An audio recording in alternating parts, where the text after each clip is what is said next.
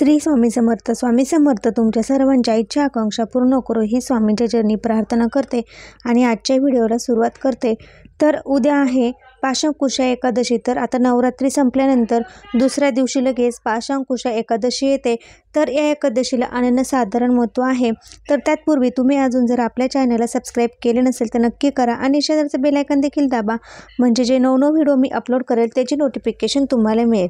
तर आश्विन महिन्यातील नवरात्रीनंतर येणाऱ्या एकादशीला पाशांकुशा एकादशी वा पापाकुशा एकादशी असे म्हटले जाते. प्रत्येक महिन्यातील शुक्ल पक्षातील आणि वद पक्षातील एकादशी येते. या प्रत्येक एकादशीचे महत्त्व आणि मान्यता अगदी वेगळी आहेत. तसेच या प्रत्येक महिन्याची नावेही अगदी वैशिष्ट्यपूर्ण आहेत. या एकादशीच्या नावांवरून त्याने वेगवेगळ्या आणि महत्त्व विशद होत असतात. आश्विन महिन्यातील शुक्ल पक्षातील येणाऱ्या पाशांकुशा एकादशीचे महत्त्व, मान्यता, परंपरा, व्रत, पूजन, व्रतकथा जाणून घेऊया. त्याचप्रमाणे ही एकादशीचे व्रत का करावे? एकादशीच्या व्रताला व्रतराज्य म्हटले जाते, कारण वर्षभरातील सर्व व्रतांमध्ये एकादशीचे व्रत सर्वोच्च, सर्वोत्तम, सर्वश्रेष्ठ मानले गेले आहे. पुराणानुसार पाशांकुशा एकादशीचे व्रत करणाऱ्यांना एका तपाचे पुण्य प्राप्त होते. पाशांकुशा एकादशीला श्री विष्णूंच्या पद्मनाथ रूपाची पूजन करण्याची परंपरा प्रचलित आहे. तर कुंडलिकेतील चंद्र कमकुवत असल्यास पाशांकुशा एकादशीचे व्रत आवर्जून करावे असे सांगितले जाते की महाभारतात काळात श्रीकृष्णाने या व्रताचे महत्त्व युधिष्ठिराला सांगितले होते.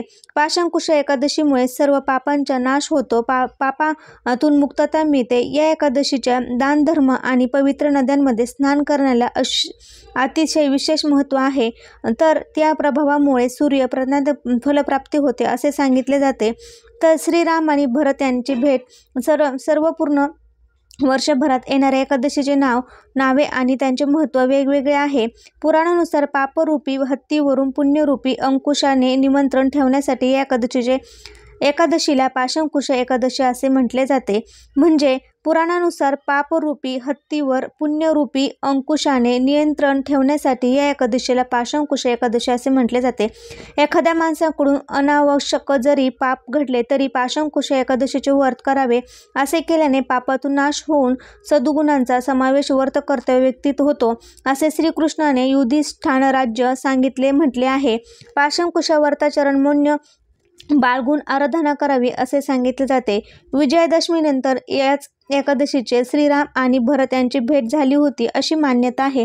तर पाशांकुशा एकादशीच्या दिवशी आपल्याला गाईला काय ही एक वस्तू खाऊ घालायची आहे. तर आपल्याकडून जे काही पाप झालेले आहे, जे काही आपल्याकडून म्हणजे वाईट कर्म झालेले आहे, आपण कोणते वाईट काम केलेले आहे त्यातून मुक्ती मिळावी यासाठी आपल्याला गाईला हे एक वस्तू खाऊ घालायची आहे. तर आपल्याला काय आहे, कोणती वस्तू खाऊ घालायची आहे? तर आपल्याला काय करायचं आहे, गाईला ही वस्तू खाऊ घालताना आपल्याला गाईची पूजा वगैरे करायची आहे. तर ही गोष्ट अशी आहे, आपल्याला थोडेसे हरभऱ्याची डाळ भिजत घालायची आहे आणि आपल्याला हरभऱ्याच्या डाळीबरोबर थोडीशी मूग डाळ आणि तुरीची डाळ भिजत घालायची आहे. तर तुम्ही आज रात्रीच ही डाळ भिजत घाला, म्हणजे विजयादशमीच्या दुसऱ्या दिवशीच लगेच पाशांकुशा एकादशी येते. तर आपल्याला रात्रीच ही डाळ भिजत घालायची आहे. तुम्ही जर घालायला विसरलं तर एकादशीच्या दिवशी सकाळी भिजत घालायची आहे. हरभऱ्याची थोडी डाळ, मुगाची थोडी डाळ आणि आपली जी तुरीची डाळ असते, ह्या डाळी तिन्ही एकत्र थोड्या थोड्या भिजत घालायच्या आहे. आणि दुसऱ्या दिवशी त्या पाण्यातून काढून आपल्याला त्यामध्ये थोडासा गूळ मिक्स करायचा आहे आणि थोडं तूप टाकायचं आहे आणि ही वस्तू आपल्याला गाईला दिवसभरामध्ये कधीही खाऊ घालायची आहे. तर काय होतं, हे वस्तू गाईला खाऊ घातल्याने आपल्याकडून जे पाप झालेले आहे, जे वाईट कर्म झालेले आहे त्यातून आपल्याला मुक्तता मिळते आणि आपल्यावर गोमाता प्रसन्न होते, भगवान विष्णू प्रसन्न होतात. तर ही वस्तू दिवसभरामध्ये तुम्ही कधीही खाऊ घाला, पण आवर्जून तुम्ही पाशांकुशा एकादशीला गाईला ही वस्तू खाऊ घालायची आहे. जे आपल्यावर संकट येतात, म्हणजे ज्या अडचणी येतात ते आपल्यावर काय येतात, तर आपल्याकडून जे पाप कर्म वाईट घडलेले असतात त्यामुळे आपल्यावर येत असतात. त्यामुळे नक्कीच तुम्ही गाईला ह्या वस्तू खाऊ घाला. आणि तुम्ही जर भिजत घालायला विसरले असाल तर तुम्ही ही सकाळी लवकर भिजत घालायची आहे, एक अर्धा तास भिजत घालायची आहे आणि मग ही वस्तू आपण गाईला खाऊ घालायची आहे. तुम्ही दिवसभरामध्ये कधीही खाऊ घालू शकता, सकाळ, संध्याकाळ, दुपार, तुम्हाला वेळ मिळेल तेव्हा तुम्ही नक्कीच ह्या एक वस्तू उद्या गाईला खाऊ घाला. उद्या पाशांकुशा एकादशी आहे.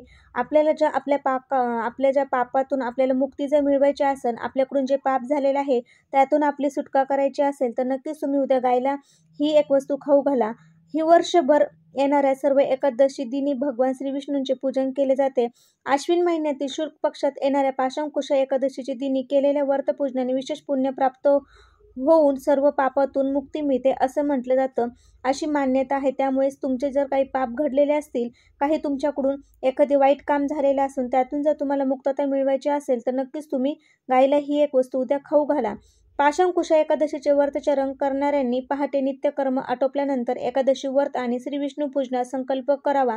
श्री विष्णूंची चौरंगावर स्थापना करावी. यावेळी घट स्थापना करणे, विष्णूंची आवाहन करणे, होईल तेवढी आपल्याला विष्णूंची सेवा करायची आहे. तर नक्कीच तुम्ही पाशांकुश एकादशीच्या दिवशी गायीला ही एक वस्तू खाऊ घाला. तुमच्या सर्व पापातून मुक्तता होईल, तुमच्या सर्व अडचणी दूर होतील आणि 24 तासात तुमची प्रगती चालू होईल. तर उद्या आवर्जून तुम्ही गायीला ही एक वस्तू खाऊ घालायची आहे. दिवसभरामध्ये कधीही तुम्ही खाऊ घालू शकता.